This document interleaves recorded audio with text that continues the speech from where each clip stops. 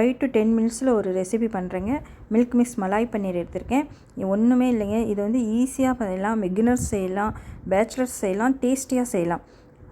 எண்ணெயில் சின்ன வெங்காயம் ஒரு 4-5, இஞ்சி பூண்டு ஒரு வேறு சைஸுக்கு நசுக்கி போட்டுக்கிறேன், அவ்வளோதான். இல்லை பேஸ்ட் இருந்தாலும் போட்டுக்கலாம். பெரிய வெங்காயம் ஒன்று அரிஞ்சு போட்டுக்கிட்டேன். 2 தக்காளி, மிளகாத்தூள், மஞ்சள்தூள், உப்பு, கரம் மசாலா எல்லாத்தையும் எண்ணெயில் நல்லா வதக்கிக்கணும்.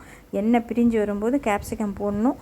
போட்டு அதை கொஞ்சம் வேகத்துக்கு ஒரு 1/4 கிளாஸ் தண்ணி போட்டு அதுக்கப்புறம் அதை நல்லா வதங்கி வந்ததுக்கப்புறம் பன்னீர் போடணும். பன்னீரையும் போட்டு ஒரு பிரட்டிட்டு ஒரு கொத்தமல்லி புதினா வந்து ஒரு கைப்பிடி போடணும், அவ்வளோதான். கடைசியில் மிளகுத்தூள் போட்டு இறக்குறது தாங்க. ஈஸியாக முடிஞ்சிடும். இது வந்து சாப்பாட்டுக்கு பிணைஞ்சும் சாப்பிட்லாம்.